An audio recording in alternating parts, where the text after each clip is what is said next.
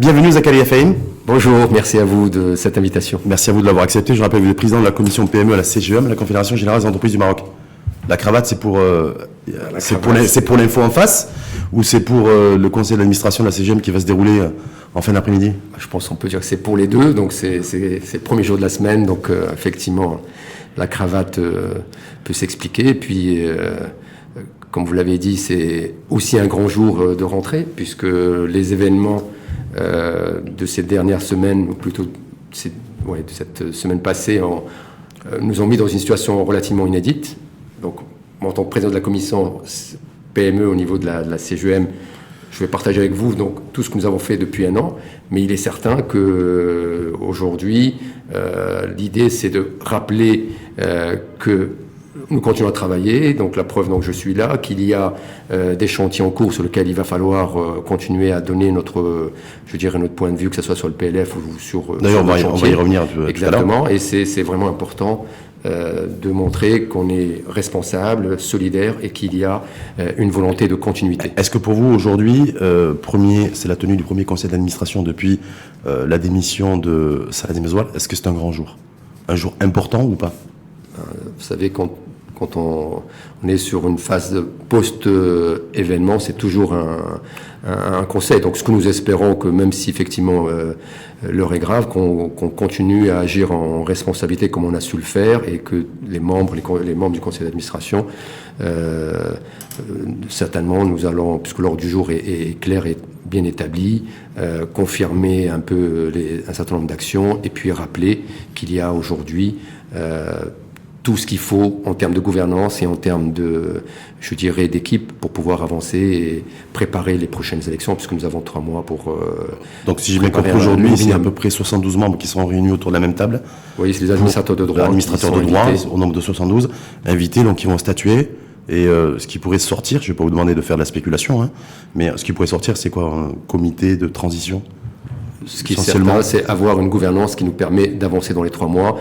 Donc il n'y a pas de quelle que soit la forme. Oui, je pense que le plus important, c'est effectivement si cette décision d'avoir un quartet ou d'avoir une team qui gère cette transition. Le plus important, c'est que nous soyons clairs par rapport en cohérence avec nos statuts, ce qui va être le cas, et que cette équipe, avec quand même, on a recruté aujourd'hui un directeur général délégué qui est aujourd'hui le cœur de la continuité, puisqu'il fait le lien avec les membres élus, et nous espérons pouvoir effectivement faire de ce conseil une étape forte pour rappeler qu'il y a une gouvernance et qu'il n'y a jamais eu d'arrêt de fonctionnement. Pas de tension particulière, parce qu'il s'est passé, ça fait 15 jours en interne, parce que certains disent, voilà, il y a des velléités des uns et des autres qui polluent un peu l'atmosphère ambiante.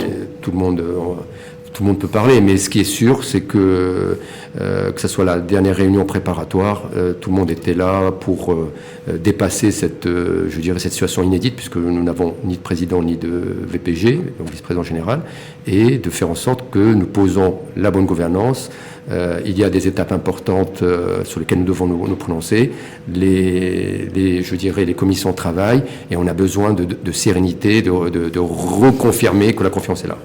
Donc, si j'ai bien compris, donc une gouvernance devrait être validée ce soir. Oui. Mais ça, voilà. Et dans l'attente de la tenue de l'élection du nouveau président sur un délai de 3 mois max. Pour élire, voilà. Donc, ça serait un nouveau binôme. Élection d'un nouveau binôme, en tout cas de nouveau président, en janvier 2020, c'est ça à peu près? Au plus tard. Rien ne nous interdit de le faire avant, mais effectivement, nous avons 3 mois pour... Donc, de fortes chances que qu'il y ait une nouvelle présidence à la CGM en 2020, pas avant. Pas en 2019 en tout cas. Vous savez, le plus important, c'est de trouver le bon ticket qui rassure, qui donne le cap, qui confirme un peu,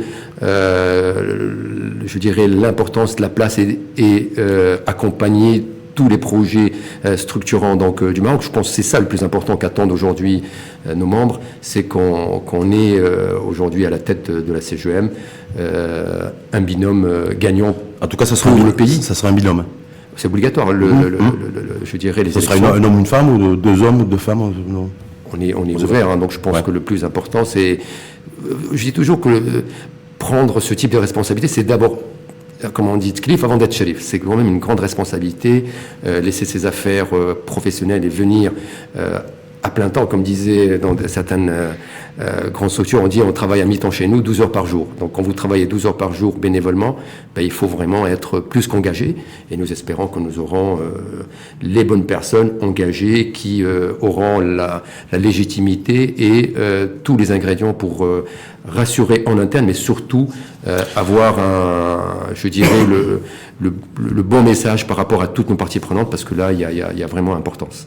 Importance, d'autant plus qu'aujourd'hui, si effectivement ça coïncide avec la tenue du premier conseil d'administration post-Stade Mzoar, ça coïncide aussi alors que nous sommes en plein débat sur le projet de loi de finances 2020.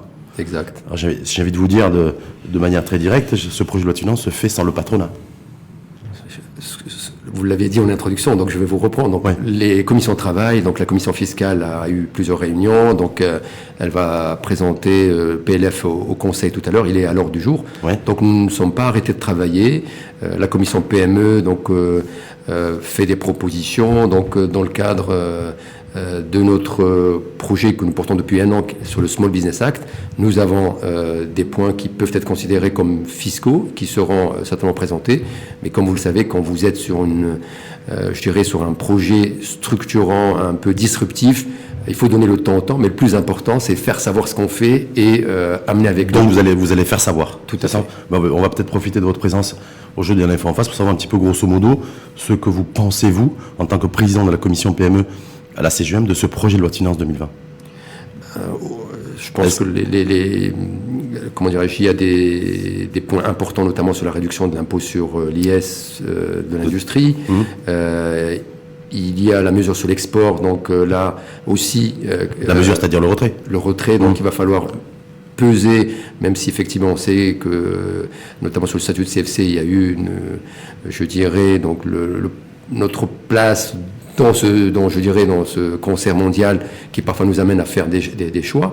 Mais je pense que ce sujet de PLF sera débattu lors de notre prochain conseil et nous pourrons revenir vers vous avec quelque chose de vraie position. Mais nous, ce qu'on veut, c'est de rappeler ce qu'a dit Sa Majesté, puisque depuis 1 an qu'on travaille sur ces thématiques TPE, PME, auto-entrepreneurs, on n'arrête pas de dire que le premier employeur, c'est d'abord la TPME. Et financement. Hein. Et bien sûr, pour moi, l'approche systémique, c'est effectivement d'abord. Donc le financement est un levier comme l'accompagnement, mais il faut d'abord des entrepreneurs. Si vous n'avez pas de locomotive, vous pouvez faire ce que vous voulez. C'est intéressant ça, Zakari FM. Il faut d'abord les entrepreneurs, il faut d'abord des marchés. Moi, je pense parce que j'ai l'impression que depuis un certain nombre d'années, on parle entrepreneur, auto-entrepreneuriat, entrepreneur, mais on ne parle pas forcément de marché. Donc même si on a favorisé l'éclosion et l'émergence, je crois, de 60 000, 70 000 auto-entrepreneurs, mais après... On est à 110 000. 110 000, mais voilà. Mais il y a aussi de 3,5 millions. Juste, il faut faire l'écho. Quand on voit le potentiel, où on voit où est-ce qu'on est, on a encore une grande marge de manœuvre. Et je pense que c'est ça dont, quand Sa Majesté disait la problématique de perception, avec le macro, monsieur tout le monde ne le mange pas à dîner ou à déjeuner. Donc, on a besoin d'avoir des quick wins, on a besoin de redescendre un peu au-dessous des nuages et de voir qu'est-ce que aujourd'hui, monsieur tout le monde, ces petites TPE, PME ont besoin. Aujourd'hui, nous pensons qu'il va falloir travailler sur leur couverture sociale. Et là, on a des idées, on a des projets que nous voulons aujourd'hui lancer en projet pilote. Nous avons ce qu'on appelle le e-ticket social, où nous considérons que si on ne met pas en place un dispositif qui rend obligatoire de façon mécanique, de façon naturelle, la cotisation à la sécurité sociale, ça ne marchera jamais. On a toujours rendu obligatoire, mais on a oublié que le problème des entrepreneurs, c'est qu'ils ont des revenus cycliques, et si on laisse cette cotisation comme on fait pour les entreprises, ça passera pas. Nous, on pense qu'il va falloir digitaliser aujourd'hui l'approche, donc avoir un outil digital à 360 degrés, et puis surtout intégrer la retenue à la source pour pouvoir aider ces entrepreneurs à ne pas sentir qu'ils payent aujourd'hui une couverture sociale, parce que c'est le plus simple. En tant que président de la commission PME à la CGM, est-ce que vous pensez que d'abord c'est la problématique number one, c'est la couverture sociale et son financement croisé, ou c'est l'accessibilité au financement et au marché? Juste en termes d'ordre de priorité. Non, en termes de priorité, c'est toujours le problème. Nous, on veut avoir une approche à 300 degrés. Donc là, si vous parlez aujourd'hui du stock, des gens qui sont déjà dans le format, qui sont déjà dans l'entreprise, vous disent, moi, j'ai mes clients, mais j'ai pas de couverture sociale. Si vous voulez parler de ceux qui arrivent, vous dites, bon, ok, moi, je vais y aller. Eux, ils ont besoin des deux. Donc, je pense qu'il va falloir qu'on réfléchisse de façon globale. L'encours, les gens qui vont venir, comment on va les accompagner, leur donner envie de rentrer et de réduire, c'est-à-dire de laisser ce que j'appelle le stress positif et d'enlever le stress négatif et de garder le bon risque. ce qu'on appelle le bon cholestérol. Donc aujourd'hui, il y a un vrai sujet, c'est que soit on travaille sur un volet, on oublie l'autre, puis après on se réveille, on dit mais pourquoi ça marche pas? Il faut avoir une approche systémique, et pour l'instant c'est pas le cas. On va aborder, parce que vous l'avez évoqué tout à l'heure, le Small Business Act aussi, parce que vous militez depuis un certain nombre d'années. Je ne l'ai pas vu d'ailleurs dans le projet de loi de finances 2020, mais je voulais juste qu'on s'attarde sur le financement. Vous avez fait référence au dernier discours du chef de l'État qui a mis l'accent sur l'implication beaucoup plus conséquente et beaucoup plus marquée du secteur privé, c'est-à-dire vous, et également du secteur bancaire. Est-ce que vous, aujourd'hui, vous avez des attentes particulières vis-à-vis du secteur bancaire pour l'accompagnement, financement TPE, PME? Je pense que c'est important de rappeler que si on ne met pas aujourd'hui des dispositifs appropriés pour la TPE-PME, on va rester sur cette perception et ça ne marche pas. Donc c'est vrai, tous les experts le disent, nos banques, si elles se portent bien, c'est qu'elles respectent aujourd'hui les règles BAL 2, BAL 3. Donc ce qu'on a entendu, c'est qu'on est en train de parler de fonds qui vont peut-être, et c'est pour ça que je répète, si vous, votre argent, votre épargne sur lequel vous avez travaillé toute votre vie, vous la laissez à une banque qui va le mettre dans des investissements à haut risque, vous ne serez pas d'accord. Donc l'épargne publique n'est pas faite pour gérer du risque. Par contre, on sort dans la performance. Et c'est là où Sa Majesté a raison. Il dit aux banques qu'il faut prendre plus de risques. Et donc, c'est-à-dire, sur leur performance, il faut qu'ils créent des fonds. Et il dit, ces fonds-là, moi, je vais considérer que je vais prendre un risque maximal. Et c'est cette mesure qu'il va falloir prendre. Mais je pense qu'en parallèle, on a plein de personnes physiques qui ont beaucoup d'argent, qui dorment dans les comptes, auquel il faut, redonner un peu confiance et envie de remettre de l'argent dans l'économie réelle. Comment vous, en tant que président de la commission PME, vous voulez contribuer à redonner, à restaurer cette confiance par rapport à cette dizaine de milliards de dirhams qui a quitté aussi le secteur bancaire, le secteur formel, voilà. Donc c'est tout ça, au-delà de l'état des lieux et constat et des velléités, on fait comment lorsque on est président de la commission PME? Je disais, donc, pour rétablir la confiance, il faut aussi donner envie et dire qu'il y a un intérêt. Nous pensons qu'accélérer aujourd'hui un dispositif sur le business angel et considérer que quelqu'un qui investit dans une entreprise qui n'est pas la sienne, il est encore plus fou que celui qui crée une boîte. Et qu'il va falloir effectivement considérer qu'il a un statut à part et c'est un vrai investisseurs dans l'économie réelle. Et pour l'instant, nous n'avons pas de dispositif. Nous avons uniquement, on travaille sur l'entrepreneur, donc on va lui donner des dons, on va lui donner un petit peu on va le booster un petit peu, mais c'est pas suffisant.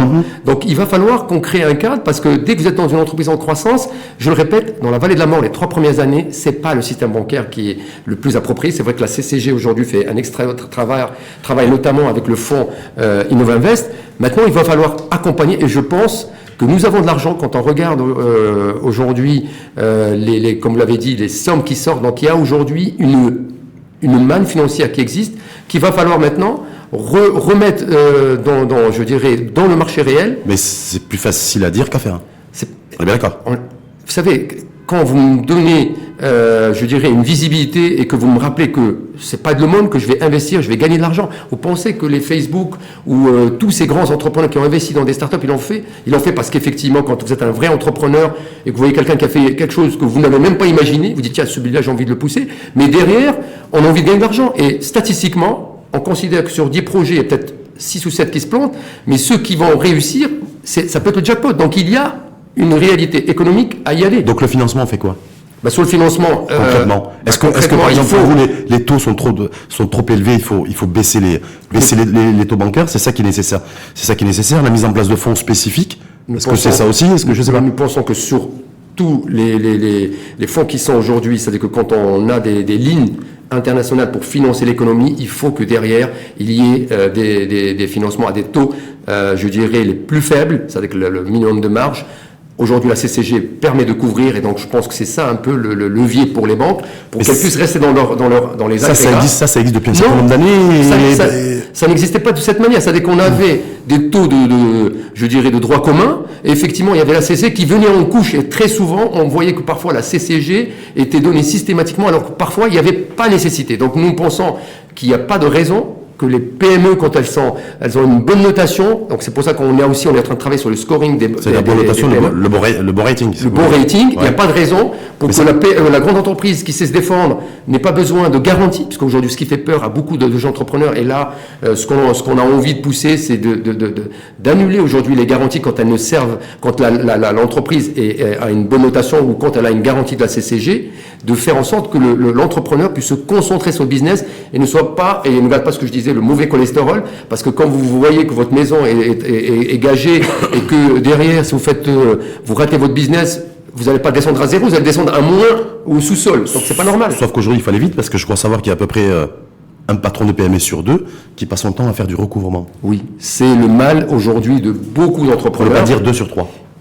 Ben c'est pour ça que là aussi, on a fait une proposition pour le secteur privé, c'est qu'on considère qu'une TPE, si elle n'est pas réglée avant la fin de clôture d'une entreprise, elle ne pourra plus déduire cette charge. C'est-à-dire qu'on va inciter les grandes entreprises. Ça aussi, c'est une proposition qui, on a vu, a été aussi reprise par le Conseil économique et social et environnemental. Il y a une urgence à accélérer, je dirais, le push et ne plus laisser la pression sur la TPE. Parce que qu'est-ce qu'on faisait avant? On disait, si vous payez pas, vous allez facturer des pénalités. Ça marche pas, parce qu'il y a la peur du bâton. Aujourd'hui, je mets la pression sur la grande entreprise. C'est la loi qui lui dit, si vous ne pouvez pas déterminer, et donc là aussi on revient à la définition de la TPME, on est aussi en train de travailler dessus, que la TPME avec qui vous travaillez n'a pas été réglée avant la fin de l'exercice, vous ne pouvez plus déduire la charge, et donc je pense que ça peut faciliter, accélérer. On va aller aussi sur la citoyenneté fiscale de la PME, parce que c'est un point extrêmement important, mais je voulais aller juste un point sur le Small Business Act.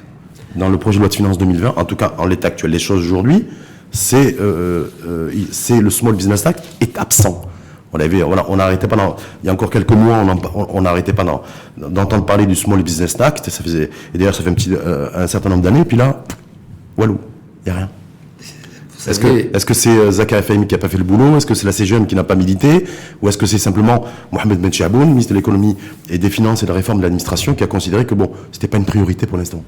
C'est une méga priorité, puisque le projet chez nous a été porté par la commission TPE-PME depuis 1 an, dans le cadre d'un partenariat public-privé, puisque tous les acteurs publics, que ce soit la CCG, l'AMDIE, l'ADD, le Maroc PME, pour ne citer que cela, mais aussi des associations professionnelles de PME, le MODEM ou la deuxième organisation donc des TPE, on a travaillé en bonne intelligence, l'AMIC aussi, donc tous ces partenaires publics-privés ont porté avec nous ce projet. Donc c'est clair qu'avant de sortir vers l'extérieur, il fallait quand même qu'on ait des rounds de concertation et qu'on ait un projet qui soit déjà porté par cette équipe publique-privée. Donc on a été un peu le pilote, et maintenant effectivement cette sortie est une occasion pour rappeler que cette approche systémique, elle a 5 leviers. On va travailler sur l'environnement, on va travailler sur le financement, sur l'accès au marché, sur bien sûr sur les compétences, parce que nous considérons que c'est important. Et donc tous ces leviers vont nous permettre, en travaillant de façon concomitante, à faire en sorte de sortir les gens de l'informel, d'amener le plus de monde à aller vers l'entrepreneur le plus en amont, puisque l'entrepreneur démarre à l'école. Et ça, ça va être mis en place quand?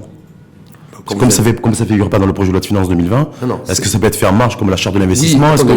Le Small Business Act est une loi à part. Oui. Je considère que c'est une loi cadre qui n'a rien à voir avec la PLF. Donc c'est une loi qui doit être soumise au Parlement, et donc nous allons faire le plaidoyer avec. Donc ça va être fait en parallèle. Oui, c'est une. Voilà, parce que comme on voit que ça figure pas, c'est pas une note, je dirais qui relève de la loi sur le PLF. Pour nous, c'est un dispositif à part. Zakaria Fahimi, quand est-ce que vous allez vous mettre à travailler le patronat sur l'accessibilité au marché privé et au marché, je veux dire, autre que public?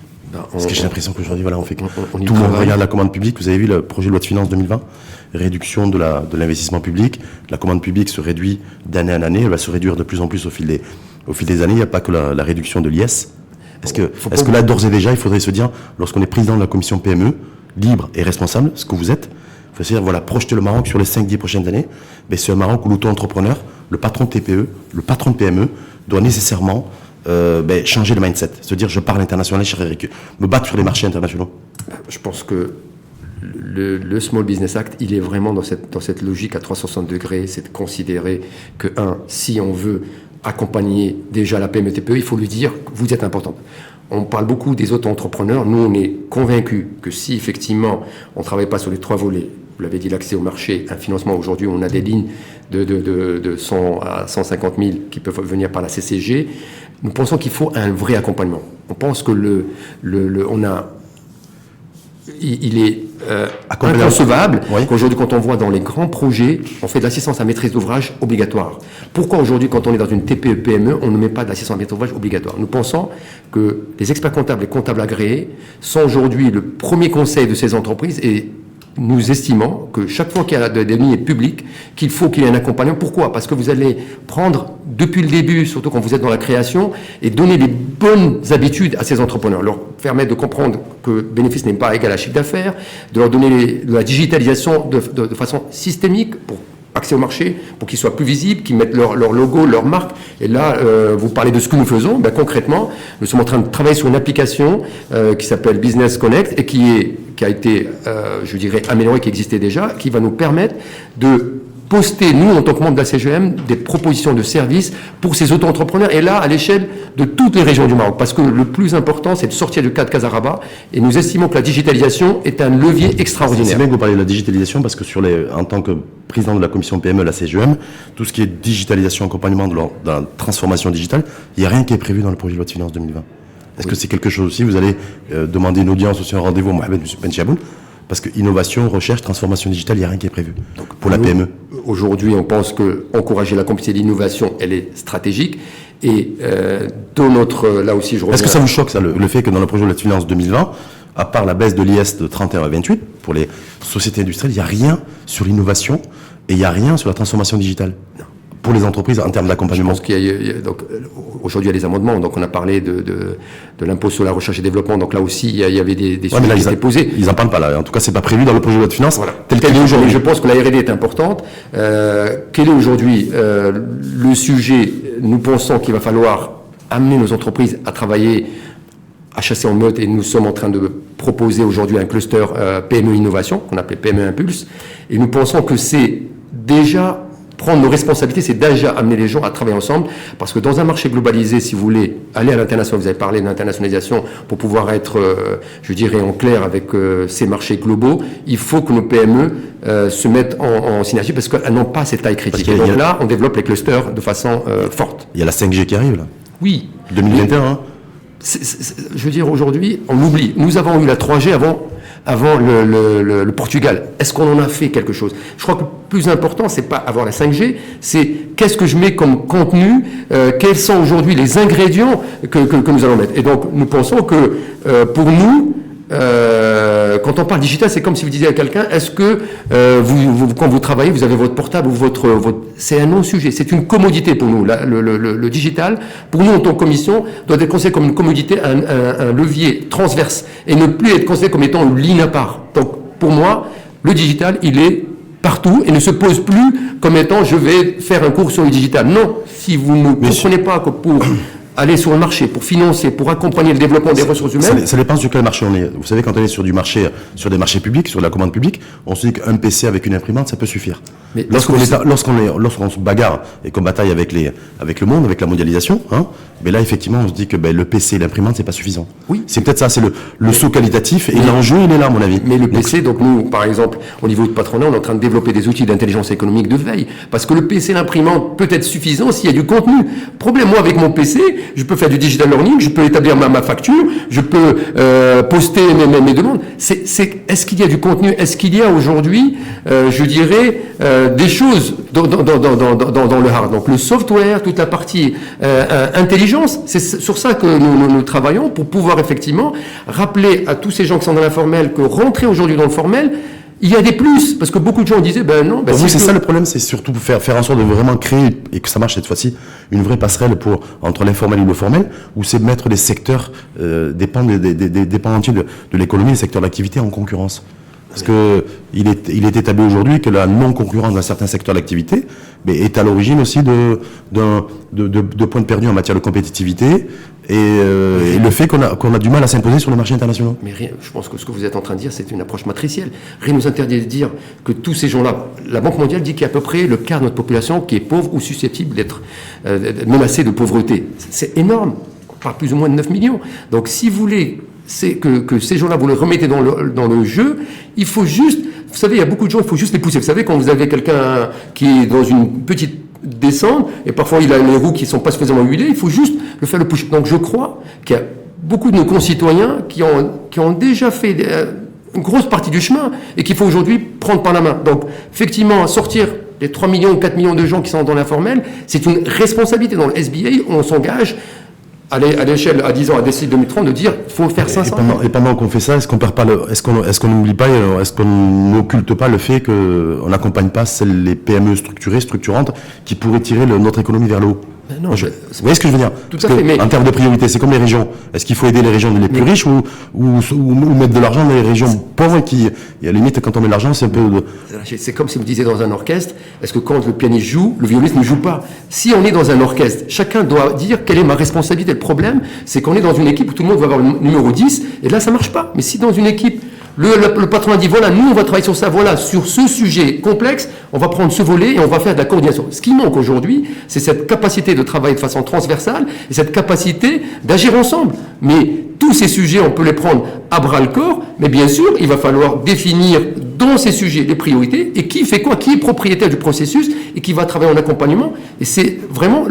S'il y avait un point sur lequel aujourd'hui il faut agir, c'est comment développer une vraie intelligence collective dans la durée et qu'on arrête de dire c'est à moi, c'est moi, c'est moi. C'est ça aujourd'hui le problème. Et c'est nous. Ou c'est pas moi, c'est pas moi, c'est pas moi. Voilà, pour ne pas être encore... Qu'est-ce que vous avez prévu, vous, dans votre agenda, Zakaria Fahimi, en tant que président de la commission PME, CGEM, une rencontre avec... je sais que donc vous avez dit, PLF 2020 va être analysé et va être débattu au sein du conseil d'administration. Donc ça, c'est pour l'interne.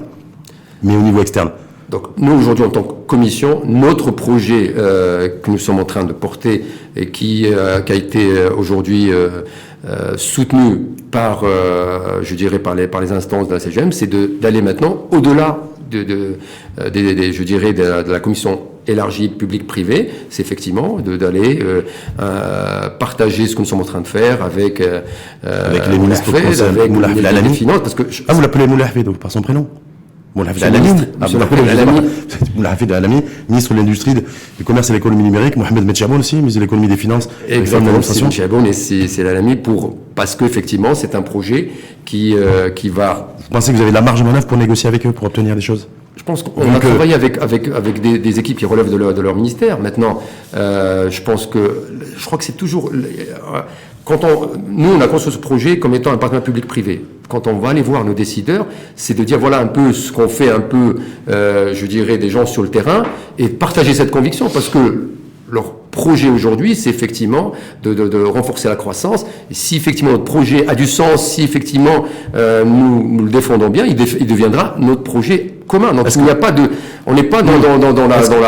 Est-ce que vous avez été surpris d'apprendre qu'on irait vers la fin des exonérations fiscales pour les entreprises exportatrices? Est-ce que ça vous a surpris en tant que président de la commission PME? On l'avait senti un petit peu dans les assises, qu'il y avait une pression des partenaires européens, notamment. Suite au propos de Pierre Moscovici, là, qui avait fait cette déclaration. Donc maintenant, qu'est-ce qu'on met en face? Et donc je pense qu'on peut voir quel type d'aide directe on peut établir, comment... mais d'un côté, il y a la fin des exonérations pour les entreprises exportatrices, et d'un autre côté, il y a la mise d'un fonds pour les PME dans le secteur industriel de 6 milliards de dirhams. Voilà le deal, en fait, grosso modo, en étant caricatural. Oui. Est-ce que vous allez accepter ce deal ou pas? Après, comme je dis toujours, aujourd'hui, vous posez, je dirais, on crée un fonds, donc c'est bien. On a des contraintes. Maintenant, c'est de voir qu'est-ce qu'on va faire ensemble. Donc c'est pour ça que je disais cette problématique. Nous, en tant que, je dirais, commission, notre vrai sujet, c'est de prendre de la hauteur et de considérer que si on veut vraiment avoir un impact dans la durée et qui touche tous ceux qu'on a oubliés, la TPE et les auto-entrepreneurs, il va falloir effectivement revoir un peu notre copie et avoir, ce que je disais tout à l'heure, une approche systémique globale avec, comme je dirais, fil conducteur dans l'ADN le Mais digital. vous regrettez le retrait des exonérations fiscales pour l'entreprise exportatrice? Je pense quand il y a un... Est-ce que ça pourrait être une erreur selon vous? Je n'ai pas, je dirais, les éléments pour voir aujourd'hui l'impact, mais toujours quand vous enlevez une mesure derrière et qu'on la remplace par quelque chose de plus global, on peut se poser la question, quid des gens qui arrivent, parce que en termes de visibilité, en termes de stabilité, donc il y a peut-être de la pédagogie à faire. Maintenant, nous, en tant que patronat, je disais, donc la commission ad hoc s'est penchée, donc va nous partager ce qu'elle va faire, et on verra quelle sera notre position. En tout cas, il y a une dépense fiscale qui est estimée à 30 milliards de dirhams. Donc, en retirant ces exonérations, c'est aussi peut-être le message que les entreprises et les PME essentiellement n'ont pas joué le jeu. C'est-à-dire qu'elles ont bénéficié d'avantages fiscaux, d'avantages comparatifs, mais en même temps, elles n'ont pas joué le jeu de la production et de Vous savez, l'exportation. quand vous créez une entreprise dans les temps très compliqués, très durs, que vous traversez des grosses tempêtes, le plus important, c'est de rester déjà vivant et donc de maintenir le cap. Donc parfois, vous savez, tout le monde sait faire des budgets. Après, la réalité, elle est autre parce que vous n'êtes pas tout seul dans ce concert. Donc nous, ce qu'on veut, c'est déjà préserver donc déjà les PME qui sont là et leur donner envie d'aller plus loin. Je pense qu'il est important au-delà, parce on le rappelle, on a aujourd'hui des actifs immatériels qui sont la sécurité, qui sont aujourd'hui le positionnement géographique. Je pense très sincèrement, en tant que président de commission, qu'on ne développe pas beaucoup ce levier, qui aujourd'hui est devenu beaucoup plus important que tous les volets fiscaux. Donc pour moi, la fiscalité est certainement importante, mais beaucoup de gens qui choisissent le Maroc le font d'abord pour un autre critère. Et donc je pense qu'il faut nous aussi qu'on revoie nos priorités. Qu'on baisse l'IS ou pas, c'est pas ça qui va faire en sorte qu'on aura plus d'investissement et d'implantation psychologiquement aujourd'hui, c'est un point de vue. C'est important, mais ce qui est sûr, c'est qu'il va falloir qu'on regarde comment on peut aller chercher d'autres leviers, parce qu'on peut vendre mieux, on peut vendre plus, on peut dégager plus de marge, et donc le levier qu'on avait ailleurs, on va l'avoir. Et ça, beaucoup plus facilement si on arrive à augmenter le Made in Morocco, la valeur du Made in Morocco. Mais la vraie valeur en plus. Hein. C'est ça. Donc, elle est aujourd'hui perceptible quand on va à l'international, notamment sur le continent.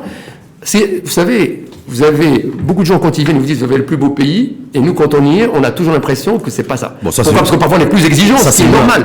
Ce qui est normal, mais je pense qu'il y a à un moment donné notre responsabilité collective de parler de ce qui marche et de rappeler que effectivement de dire il y a des accès, de dire ce qui marche, pourquoi ça marche, et ce qui marche, parler également de ce qui marche pas, oui, pourquoi ça marche pas. Et je pense que souvent ce qui marche pas, il faut le voir dans une perspective comment on peut atteindre ces objectifs, et c'est là où je reviens à ce que je disais tout à l'heure. Il faut que chacun soit à sa juste place et qu'on travaille en bonne intelligence, parce que c'est souvent ça qui manque dans les pays, c'est ce fameux service après-vente et cette capacité. En tout cas, c'est un défi déjà qui se pose d'ores et déjà et aujourd'hui au sein de la Confédération Générale des Entreprises du Maroc. Donc stabilité, retrouver aussi...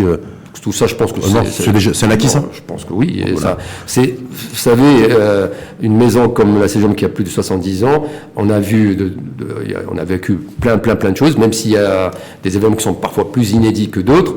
Mais c'est ce qui fait aujourd'hui la force d'une organisation, c'est de savoir se relever, savoir transformer un risque en opportunité. Et je pense que maintenant, il va falloir... L'institution est plus forte que les hommes, avec un grand H.